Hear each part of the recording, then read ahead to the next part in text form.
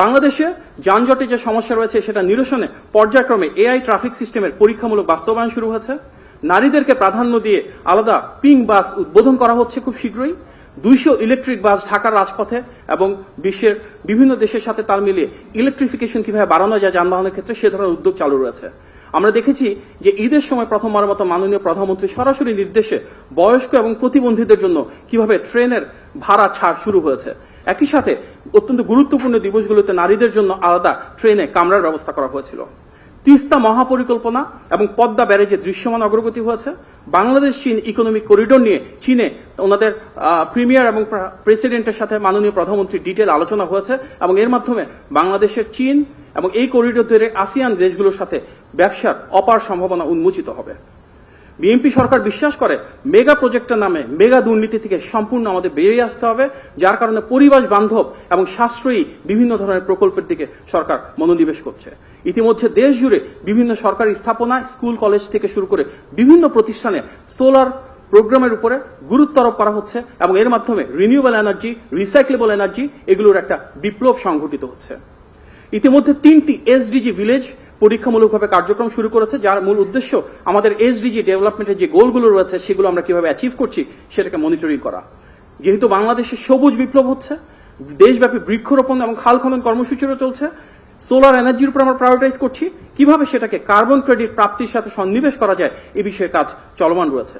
World economic ফোরামে যখন মাননীয় প্রধানমন্ত্রী গিয়েছেন, সেখানে বিশ্বের বিভিন্ন দেশের রাষ্ট্রপ্রধান, সরকার প্রধান এবং গুরুত্বপূর্ণ অংশীদারেরা ওনার বাংলাদেশের ক্লাইমেট রেজিলিয়েন্স এবং এনভায়রনমেন্ট বা পরিবেশ ও জলবায়ু সংক্রান্ত যে পলিসিগুলো রয়েছে সেটির ভূয়সী প্রশংসা করেছেন। বিএনপি নির্বাচিত সরকার বিশ্বাস করে আমাদের রাষ্ট্র পরিচালনার মূল মন্ত্র সবার আগে বাংলাদেশ। আমরা এমন একটি বাংলাদেশ গড়ে তুলতে চাই যেখানে বিশ্বের প্রতিটি দেশের সাথে দ্বিপাক্ষিক এবং বহুপাক্ষিক সম্পর্কের ভিত্তি হবে সমতা, ন্যায্যতা এবং মর্যাদা।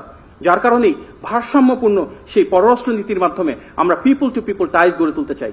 শিক্ষা, স্বাস্থ্য, আমাদের সাথে সেখানে পর্যটন কিংবা আরো যেসব বিষয় রয়েছে, বিনিয়োগের ক্ষেত্রে কৌশলের সম্পর্ক, অংশীদারিত্বের সম্পর্ক, যেন আমাদের দেশে বিদেশিরা এসে এক্সপোর্ট ইম্পোর্টের পাশাপাশি ট্রেড এন্ড ইনভেস্টমেন্ট তৈরি করতে পারে, বাড়াতে পারে, এই বিষয়ে ইতিমধ্যে আমাদের বহুমুখী কার্যকর উদ্যোগ গ্রহণ রয়েছে।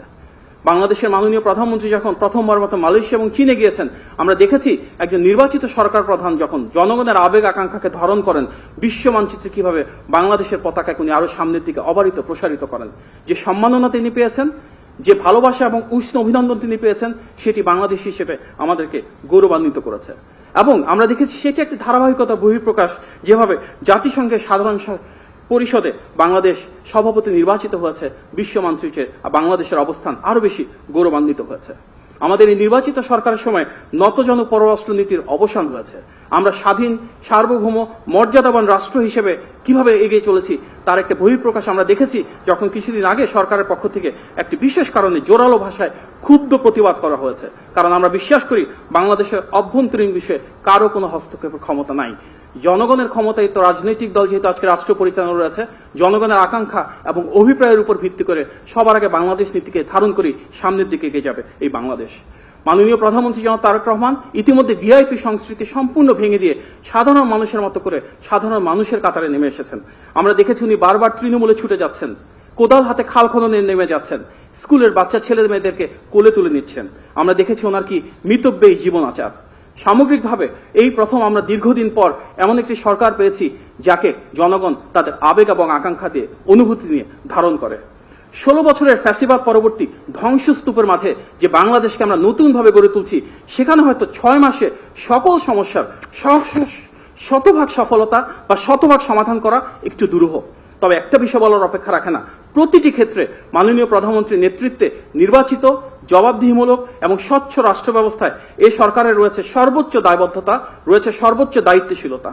আমরা সবাই মিলে কাঁধে কাঁধ মিলিয়ে গণতান্ত্রিক সে আকাঙ্ক্ষাকে ধারণ করে একটি সমৃদ্ধ, স্বনির্ভর, মানবিক, নিরাপদ, মেধাভিত্তিক এবং কল্যাণমুখী বাংলাদেশ গড়ে তুলব ইনশাআল্লাহ। জনগণের ভোটে নির্বাচিত এই সরকারের ক্ষমতার উৎস জনগণ, অনুপ্রেরণার উৎস জনগণ এবং এই সরকার জনগণের সরকার।